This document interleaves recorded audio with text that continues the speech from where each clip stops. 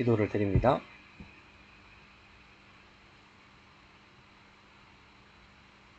주께서 주시는 은혜를 따라 하루하루 구하며 찾으며 두드리는 우리의 삶입니다. 연약하여 죄를 범하며 그로 인하여 주의 도우심이 없이는 용서도 의로움도 거룩함도 없습니다. 주께서 십자가 지신 그 의로운 순종을 우리에게 덧입혀 주심으로 하나님 앞에 엎드리며 용서를 구하는 자로 서 있습니다. 주여 긍휼히 여겨주시고 다시 회복의 은혜를 주시사 복음을 듣게 하시고 구원을 깨달아 하는 믿음으로 자라가게 하시니 이 귀한 은혜를 날마다 상고하며 간구를 드립니다.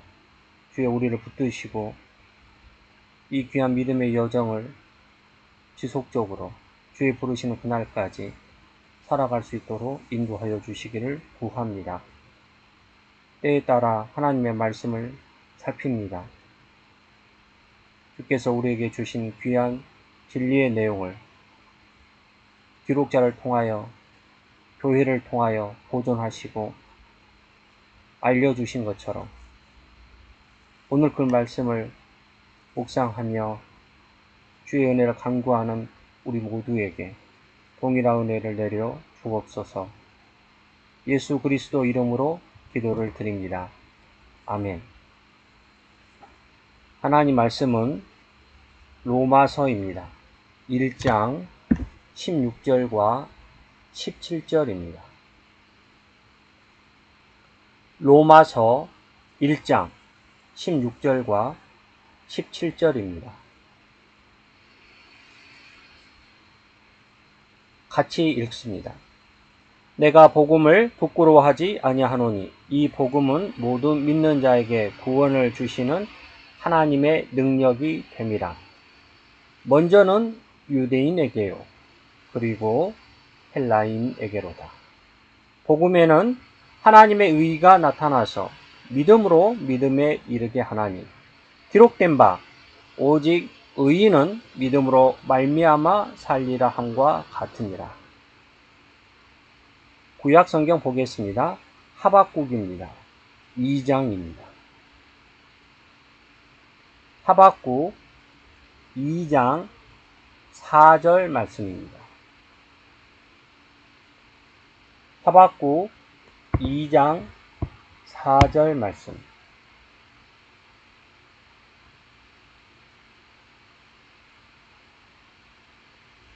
같이 읽습니다. 보라, 그의 마음은 교만하며 그 속에서 정직하지 못하니 의인은 그의 믿음으로 말미암아 살리라. 사람은 누구나 자랑하고 싶은 것이 있고 감추고 싶은 것이 있습니다. 성공은 자랑하고 싶고 실패는 숨기고 싶습니다. 당시 로마 사람들에게 복음은 보잘것없어 보입니다. 더욱이 세상을 정복한 제국의 눈으로 볼 때 십자가에 달린 한 사람을 구세주라 부르는 것은 어리석기 그지 없을 것입니다. 그러나 바울은 단호하게 복음은 하나님의 능력이며 그 능력 안에 하나님의 의가 드러나며 그 복음을 믿는 의인은 끝까지 살아남습니다. 라고 말합니다. 즉 당시 세상 사람들이 보기에 부끄럽고 어리석게 여길 수 있는 것을 오히려 자랑합니다. 그 누구도 드러내려 하지 않았던 십자가의 복음을 자랑한 것입니다. 그 당시 로마는 철학과 문화, 정치와 권력이 모두 모여있던 세계의 중심지였습니다. 그곳에서 십자가에 달려 죽은 나사렛 예수가 구세주다 라고 말하는 것은 세상에 조롱거리가 되기 충분했습니다. 누가 보아도 어리석고 보잘것없어 보이는 이야기였지요. 그러나 바울은 아주 당당한 모습을 보입니다. 왜냐하면 복음은 단순한 이론이나 사상이 아니라 하나님의 능력이기 때문입니다. 그 복음 안에 사람을 변화시키고 죄인을 의롭다 하시며 죽은 자를 다시 살리시는 하나님의 능력이 담겨 있기 때문입니다. 그래서 바울은 군사력과 정치적 권세, 화려한 문화로 세계를 지배하던 로마 제국 한복판에서 사람들의 눈에 초라해 보이는 십자가 복음을 하나님의 능력이라고 외치는 것입니다. 역사를 돌아보면 교회는 언제나 세상 앞에서 이 고백을 반복해 왔습니다. 세상은 교회를 약하다, 어리석다, 시대에 뒤떨어졌다 말하지만 교회는 복음은 하나님의 능력이라는 신앙 고백으로 오히려 세상을 거슬러 왔습니다. 우리는 인생을 살면서 늘 두 길 앞에 서곤 합니다. 한 길은 겉보기엔 화려하고 강해 보이지만 속은 비어 있어 결국 무너집니다.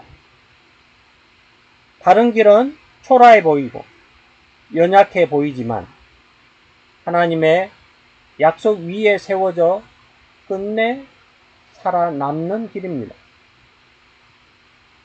하박국 선지자도 바벨론의 거대한 힘 앞에서 이 두 길을 본 것입니다. 그는 교만한 자는 그의 속이 정직하지 못하다.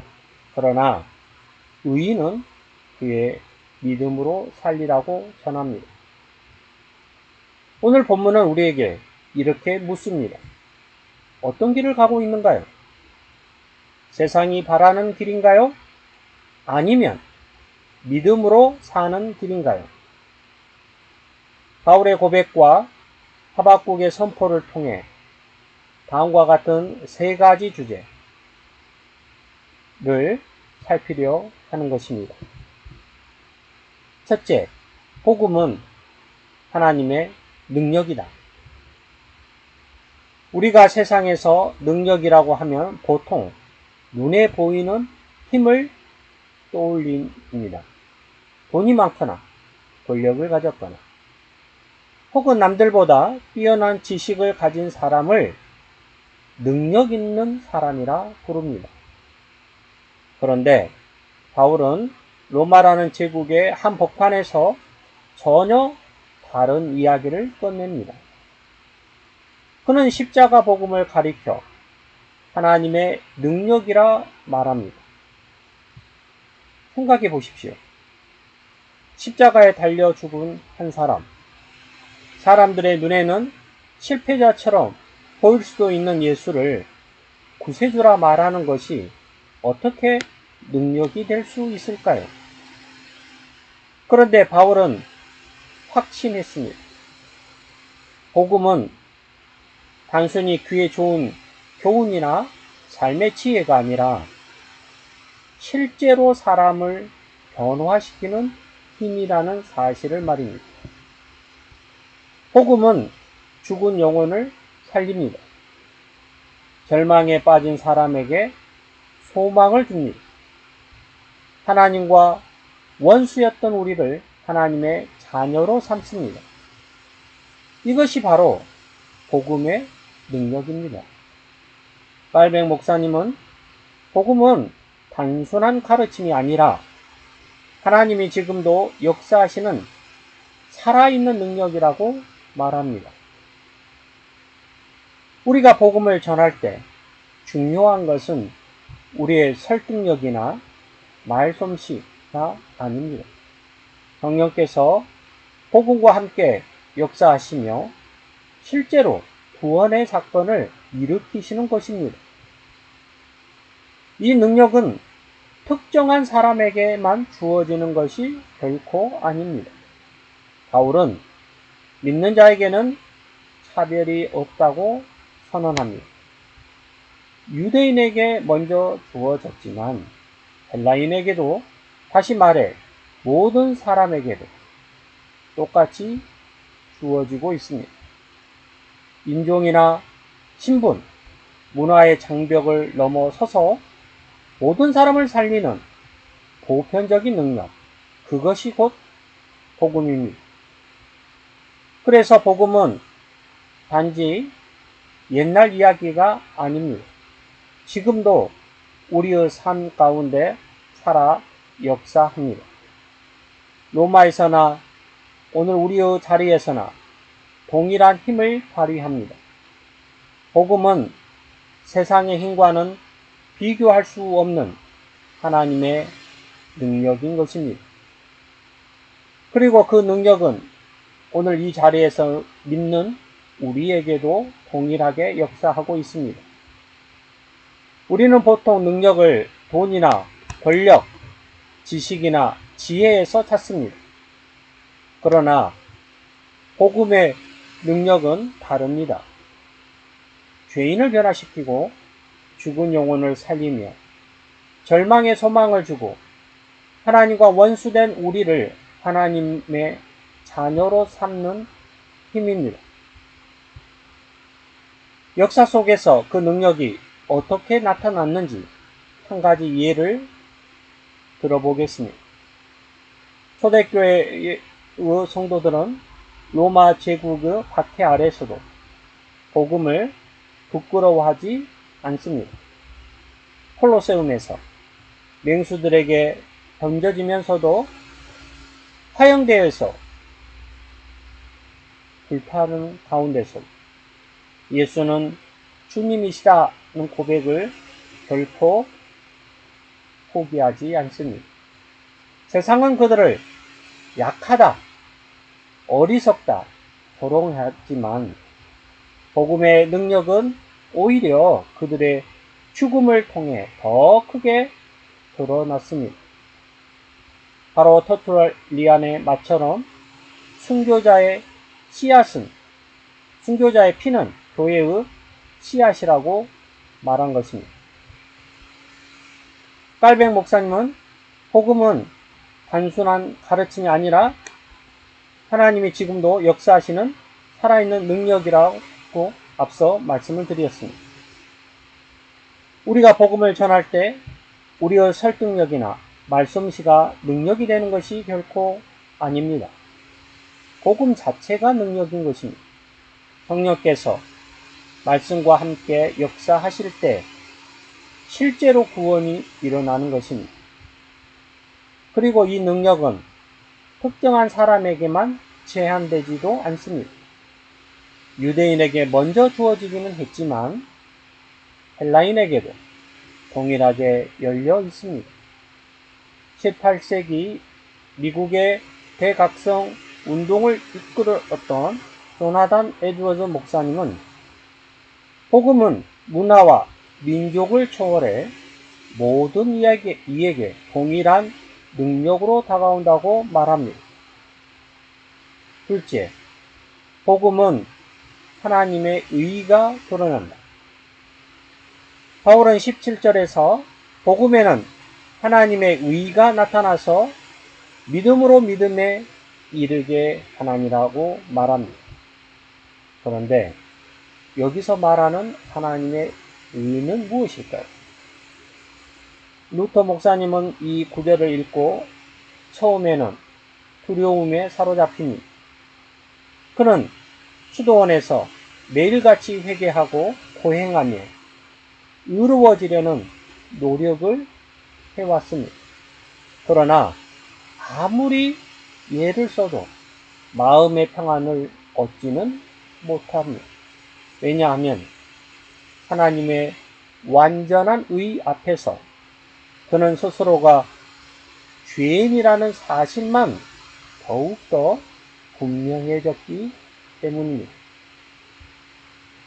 그에게 하나님의 의는 무서운 심판의 칼날처럼 다가왔던 것입니다. 그런데 어느 날 로마서 1장 17절을 깊이 묵상하다가 루터는 지금까지 이해왔던 것과는 다른 말씀임을 깨닫습니다. 하나님의 의란 죄인을 심판하는 무서운 의가 아니라 그리스도의 의를 믿는 자에게 전가해 주시는 구원의 의라는 것을 말입니다. 그는 이렇게 기록했습니다. 그 순간 내 안에 천국의 문이 활짝 열렸다. 이것이 바로 종교개혁을 일으킨 불꽃이요 루터의 탑 체험이었던 것입니다. 우리는 본래 하나님 앞에 설 때 의로울 수 없는 자입니다. 하지만 하나님은 예수 그리스도의 완전한 순종과 십자가의 공로를 우리의 것으로 삼아 주십니다. 우리의 의의가 아니라 그리스도의 의의가 우리에게 전가되어 우리가 하나님 앞에서 의롭다 하심을 받는 것입니다. 이것이 바로 성경이 말하는 칭의인 것입니다. 이때 믿음은 무슨 역할을 하는 것일까요? 믿음은 우리의 공로나 대가가 아닙니다. 단지 그리스도의 의를 붙드는 빈손일 뿐입니다. 개혁신앙의 고백서들도 이 사실을 한결같이 힘주어 말합니다. 하이델베르크 교리문답은 나는 나 자신의 공로가 아니라 오직 그리스도의 공로만을 믿음으로 받습니다고 말합니다. 웨스트민스터 신앙 고백서 역시 하나님은 그리스도의 의를 전가하시고 믿음만을 의롭다 하심의 도구로 삼으신다고 말합니다. 즉 복음은 오직 스스로의 힘으로는 절대 가질 수 없는 하나님의 의를 보여주고 그것을 오직 믿음으로만 우리에게 주어진다고 선포하는 소식인 것입니다. 바울은 이 진리를 한 문장으로 요약하여 말하기를 복음에는 하나님의 의가 나타나서 믿음으로 믿음에 이르게 하나니라고 한 것입니다. 이 말은 시작도 믿음이요 끝도 믿음이라는 뜻입니다. 즉 칭의의 순간도 믿음으로 오늘 우리의 삶도 믿음으로 마지막까지 영원한 생명에 이르기까지 믿음으로만 살아간다고 선언한 것입니다. 그러니 복음은 단순한 교리나 추상적인 개념이 아닙니다. 복음은 우리에게 하나님의 의를 선물로 주는 실제적인 소식이며 지금도 믿는 자에게 살아서 역사하는 구원의 소식인 것입니다. 셋째, 의인은 믿음으로 산다. 하박국 선지자는 당시 세상에서 가장 강력했던 제국 바벨론의 힘 앞에 서 있습니다. 눈앞에 펼쳐진 현실은 불의가 가득했고 하나님의 백성이 무너져가는 모습이었습니다. 그는 혼란스럽습니다. 하나님 왜 침묵하십니까? 왜 악인이 더 득세하는 것입니까? 그때 하나님께서 환상 가운데 보라, 교만한 자는 그의 속이 정직하지 못하다. 그러나 의인은 그의 믿음으로 살리라고 말합니다. 히브리어로 믿음은 단순한 감정적인 확신이 아니라 신뢰요, 충성이요, 흔들리지 않는 견고함을 뜻합니다. 다시 말해 믿음이란 눈에 보이는 힘이 아니라 하나님의 약속을 끝까지 붙드는 태도인 것입니다. 바울은 이 구절을 붙잡고 신약의 복음을 설명한 것입니다. 로마서와 갈라디아서에서 바울은 사람이 의롭다 하심을 얻는 것은 오직 믿음으로 된다고 선언하고 있습니다. 우리의 행위나 자격으로는 의로울 수 없지만 하나님은 예수 그리스도의 의를 믿음으로 받아들이는 자를 의롭다 하십니다. 루터 목사님 역시 이 말씀을 통해 종교개혁의 불꽃을 지핀 것입니다. 그에게 의인은 믿음으로 산다는 깨달음은 새로운 자유와 해방의 문을 열어준 것입니다. 17세기 스코틀랜드의 목사님들과 성도님들은 국왕의 권세보다 하나님의 말씀에 순종하겠다는 신앙을 지켰습니다. 그 결과 그들은 커버넌트스, 즉 언약도들이라는 이름으로 수많은 박해와 순교를 당합니다. 그러나 그들의 깃발에는 항상 의인은 믿음으로 살리라는 깃발이 적혀 있었습니다. 이 말씀이 적혀 있었습니다. 그렇다면 믿음으로 산다는 말은 무슨 뜻일까요? 첫째, 우리는 믿음으로 의롭다함을 받습니다. 하나님 앞에 설 때 우리의 선행이나 공적은 아무 소용이 없습니다. 오직 그리스도를 믿는 믿음으로만 우리는 의롭다 하심을 얻습니다. 이것이 복음의 핵심 진리인 것입니다. 다음으로 믿음은 단지 시작할 때만 필요한 것이 아니라 우리의 삶 전체를 지탱하는 방식입니다. 본문은 의인은 믿음으로 살리라고 했습니다. 여기서 산다는 것은 단순히 생존한다는 것이 아니라 하나님과의 관계 안에서 참된 생명과 구원을 누리며 살아간다는 뜻입니다. 그러므로 의인은 오늘도 믿음으로 살고 마지막 날 영원한 생명에 이르기까지 믿음으로 살아가는 것입니다. 문제는 때때로 하나님의 응답이 늦어 보이고 세상의 힘이 너무 거대해 보일 때입니다. 하박국 선지자도 같은 고민을 한 것입니다. 그러나 하나님은 약속하시기를 이 묵시는 정한 때가 있나니 결코 거짓되지 아니하리라. 하박국 2장 3절에 말하고 있습니다. 믿음은 바로 이 약속을 붙드는 것입니다. 결코 포기하지 않고 끝까지 기다리는 것. 그것이 믿음인 것입니다.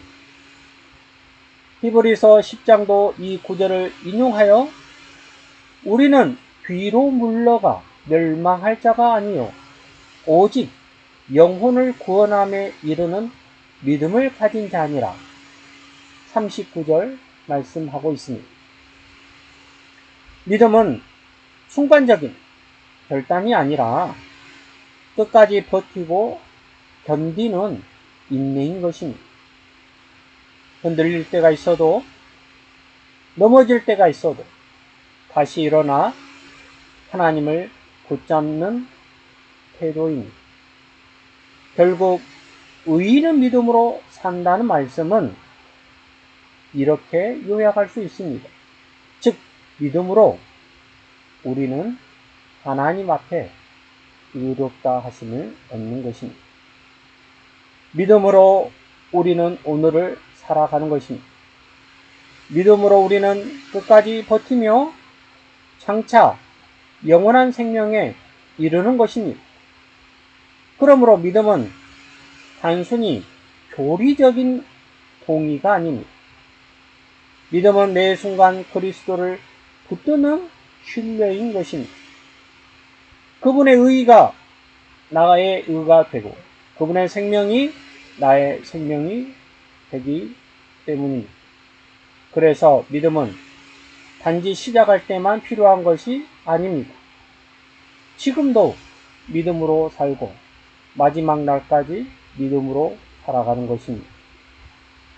넘어져도 다시 일어나 주님을 붙드는 것, 세상의 거센 풍랑 속에서도 끝까지 기다리는 것, 그것이 곧 믿음인 것입니다. 오늘 우리가 함께 묵상한 말씀은 세 가지 진리를 우리 마음에 새기게 합니다. 첫째, 복음은 하나님의 능력입니다. 세상은 복음을 어리석게 여길지 몰라도 그 복음은 죽은 자를 살리고 절망한 자에게 소망을 주는 힘입니다. 둘째, 복음은 하나님의 의를 드러냅니다. 우리의 선행이나 공로가 아니라 예수 그리스도의 완전한 의가 우리에게 전가되어 우리가 의롭다 하심을 받습니다. 셋째, 의인은 믿음으로 삽니다. 믿음은 단순한 시작의 고백이 아니라 끝까지 하나님을 붙드는 인내이자 신뢰인 것입니다. 이 세 가지는 개별적으로 떨어져 있는 진리가 아닙니다. 복음이 능력이기 때문에 우리를 의롭게 하고 그 의를 믿음으로 받아들이며 그 믿음으로 오늘도 살아가는 것입니다.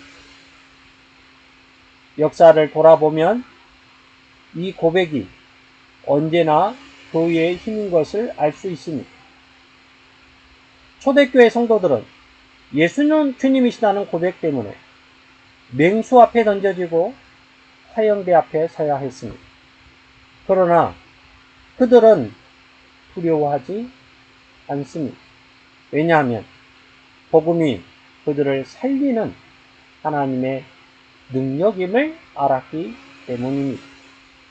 루터 목사님은 수도원의 벽 안에서 나는 죄인일 뿐이고 하나님의 의 앞에서는 심판밖에 남지 않았다는 두려움 속에 살아간 적이 있습니다. 하지만 로마서 1장 17절의 말씀을 깨닫는 순간 그는 참 자유를 얻습니다. 하나님의 의는 나를 심판하는 칼날이 아니라 예수 그리스도의 의를 믿음으로 내게 선물로 주시는 은혜라는 것을 알았기 때문입니다. 그 깨달음이 종교개혁의 불꽃이 된 것입니다. 스코틀랜드의 성도들은 왕의 무서운 칼날 앞에서도 우리는 왕보다 하나님의 말씀에 순종하겠다는 믿음을 결코 버리지 않습니다. 그들의 깃발에는 늘 하박국 2장 4절의 말씀, 즉 의인은 믿음으로 살리라는 게 적혀 있었던 것입니다. 오늘 우리의 현실도 결코 이와 다르지 않습니다. 우리를 흔드는 거대한 힘들이 있습니다. 세상의 가치관, 눈에 보이는 성공, 때로는 삶을 짓누르는 고난이 우리를 두렵게 할 때도 있습니다. 그러나 그럴수록 우리가 붙잡아야 할 고백은 매우 단순한 것입니다. 나는 내 힘으로 사는 자가 아닙니다. 나는 복음으로 살아가는 자입니다. 나는 그리스도의 의를 힘입어 사는 자입니다. 나는 믿음으로 끝까지 살아가는 사람입니다. 바울이 로마 제국의 한복판에서 나는 복음을 부끄러워하지 않는다고 담대히 고백했던 것처럼 오늘 우리는 어디서든지 이 고백을 할 수 있습니다. 가정에서, 학교에서, 직장에서, 이웃과의 관계에서, 일상을 살아가는 삶 속에서 말입니다. 복음은 하나님의 능력입니다. 복음 속에서 하나님의 의가 드러납니다. 그리고 이는 믿음으로 살아갑니다. 이 고백이 오늘 우리 삶 속에서 잘 드러날 수 있기를 바랍니다. 세상은 여전히 복음을 어리석다 말합니다. 그러나 우리는 분명히 압니다. 복음이야말로 하나님의 능력이며 우리의 생명입니다. 그러므로 오늘 또 우리는 나는 복음을 부끄러워하지 않습니다. 왜냐하면 복음은 나의 능력입니다. 나의 의이며 나의 생명이기 때문이다. 라는 고백을 드릴 수 있기를 바랍니다. 이 말씀 위에서는 모든 성도에게 지금도 그리고 영원히 하나님의 은혜와 생명이 충만하시기를 원하는 것입니다. 기도드립니다.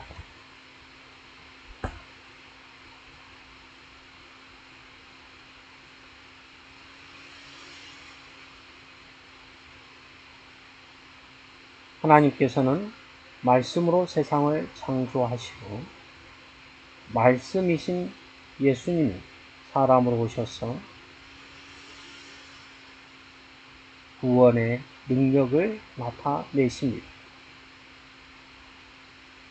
만물의 움직임을 통하여 전능하심을 드러내신 것처럼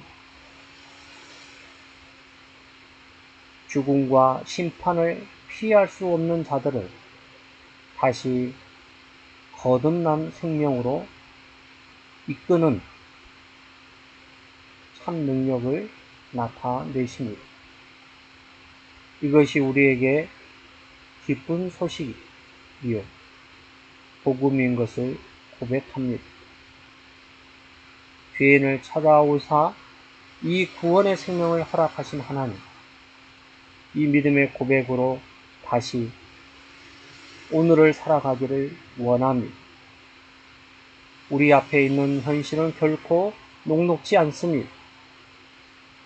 질병으로, 고난으로,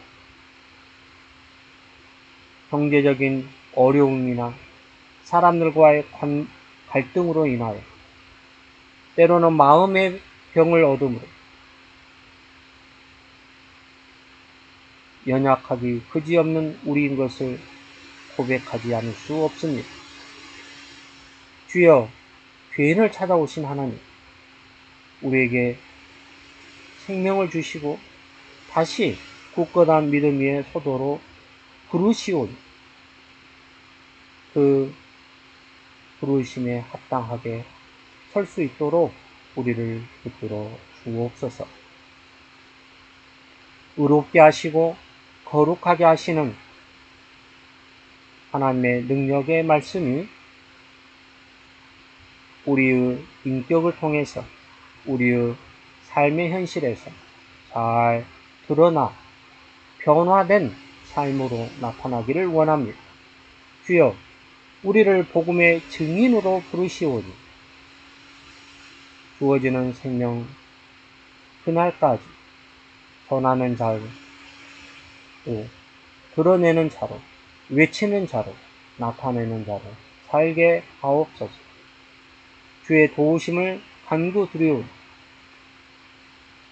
낯선 이국의 땅에서 언약 백성으로 믿음을 붙들고 살아가는 갈보리 장로교회 성도들에게 한없는 은혜를 내리워 주옵소서. 예수 그리스도 이름으로 기도를 드립니다. 아멘. 네, 마칩니다.